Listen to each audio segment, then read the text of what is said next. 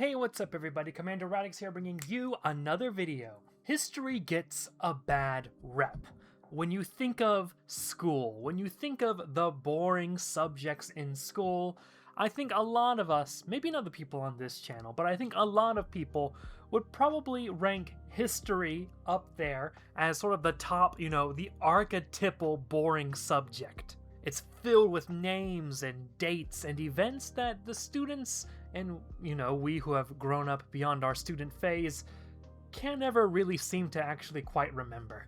But I think this says something more about the way history is taught in school, in the modern education system, than it does about history itself.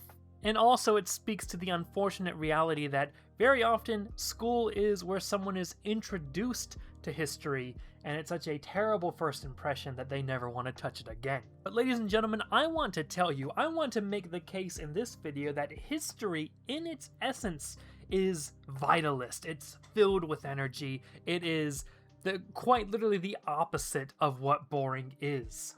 If history doesn't vibrate your bones, I don't think you're studying history in the right way. And our guide through this little talk today is going to be a historian, a Scotsman by the name of Thomas Carlyle. He was a historian, among other things, sort of coming out of the tail end of the Romantic movement.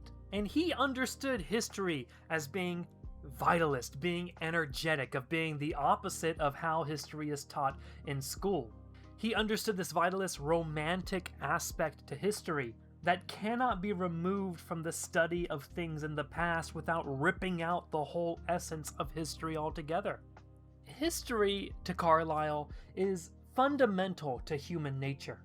It is the field in which all disciplines ultimately rest. The early expressions of thought of a human being is inevitably a reflection upon a thing that has occurred. Language itself is unable to produce even a sentence without reflecting upon concepts it has experienced, the speaker has experienced. Language is a reflection of things that have occurred.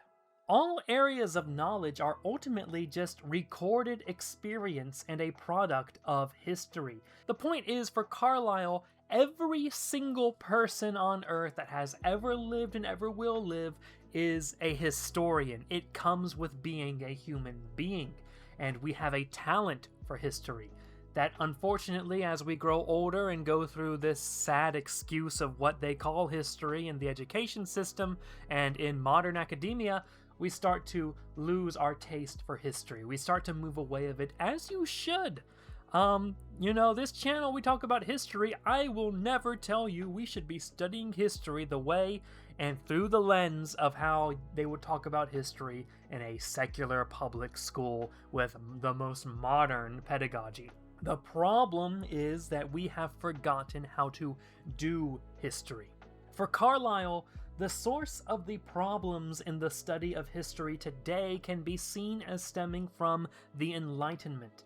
It was during the Enlightenment that man began to put himself in the place of God to try to make himself seem like the speaker from a view from nowhere, collecting sources and corroborating their narrative to the majority in a dull way to reflect an alleged objectivity, trying to show history as it really was, in the line of thought of Leopold von Ranke.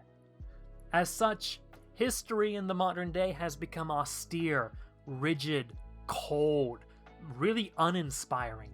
Modern history, the way we understand history in the modern world, has forgotten the answers to a lot of the questions that were answered in the chronicles that medieval monks would write, for example. As historians, we have to take a look at sources. We have nothing available to ourselves except for sources, and all of these sources, to some extent, have some degree of bias to them.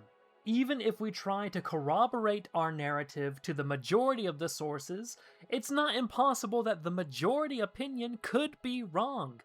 When we have sources, what those sources ultimately are eyewitness accounts or reports about the historical event by people who were there.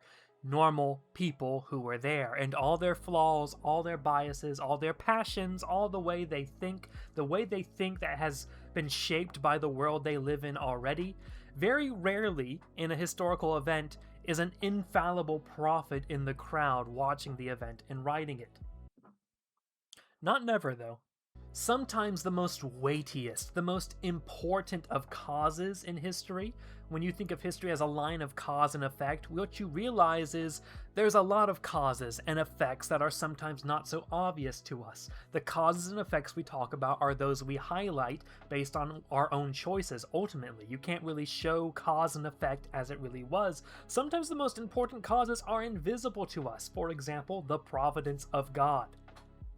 If you are trying to do history in a way that doesn't account for the providence of God, you are not doing history.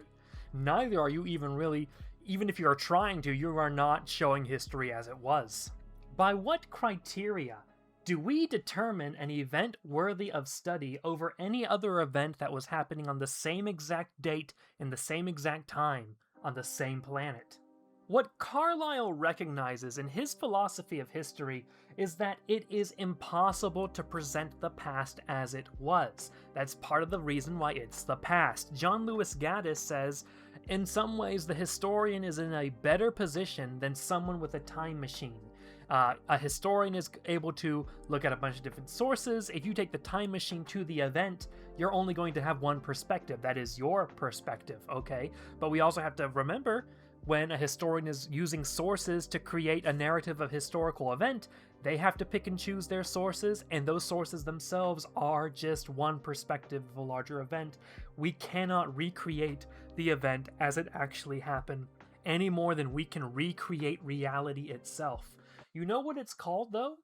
When we try to create something using multiple pieces that imitates reality? Art. As such, the historian's role is fundamentally subjective.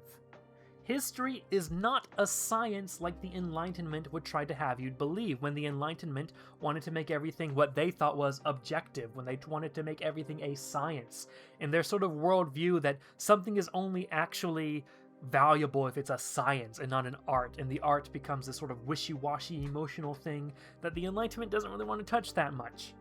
But the fact of the matter is that history is an art, and as an art, the historian must use the essential materials, their artist's supplies, as it were, of what Carlyle enumerates as reasoning, belief, action, and passion, to weave together a narrative which by nature is one-sided, one-dimensional even.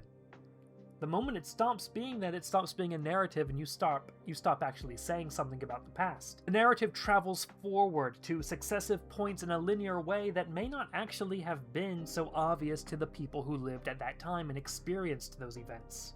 We pick and choose events to study based on the fact that they hold remarkable action, that they are worthy of study because they are remarkable in and of themselves. They satisfy our appetite for wonder and the unknown, just like any other story would, any other good story would. You don't tell a story about you walking to the store and buying milk, and that's it, without any introspection, right? You need to include wonder, the unknown.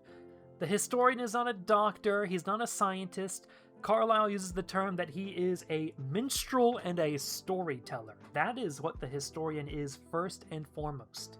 What a story history is, when you discover history's true essence as being the very same as mankind as a whole, as history, you could describe history as the essence of the vast totality of biographies, you realize that history is philosophy teaching by experience. It's the materials needed for philosophy to interpret the world, and therefore, the aim of philosophy, eudaimonia, the good life. You're gathering and recording information to draw out a philosophical and didactic lesson. The past helps us to understand the future and indeed eternity. The historian must lower himself from the throne of God that he has put himself on and pause in humility over the mysterious traces of God that show themselves in history. To Carlyle, and indeed to much of the pre-modern world, history reveals God. but only all of history, that is to say eternity, can clearly reveal God. But in history we get fragments, we get glimmers of him. The whole of meaning, in its numinous and apophatic quality, lies beyond our capacity of knowledge, but in history we can find lessons of meaning. History is best understood in its totality as a prophetic writing which cannot be fully interpreted by any one man. This is true history. This is life-affirming history. This is the history that impacts the way you live your life, the way you interact with people, the way you interact with the world as a whole. This is the history that will not put you to sleep, but it will help you live more fully. Well, that's going to wrap up this video, ladies and gentlemen. Thank you guys so much for watching. This has been my little walkthrough on Thomas Carlyle, a sort of late romantic, post-romantic historian, and his interpretation of history. I hope you enjoyed. I hope, you know, this video is a little bit experimental. I'm trying something a little bit different today. I'm trying to build up the habit of mini essays. If you know the YouTuber Odysseus, he talks about mini essays, and I realized as I'm writing these mini essays, these could easily be used as the basis of a video. So let me know what you thought about this video. Did I look to my screen? Did I look to my essay too much? Let me know about that. Or was it okay? I don't know. Maybe I'm being too critical. I need to stop being a perfectionist.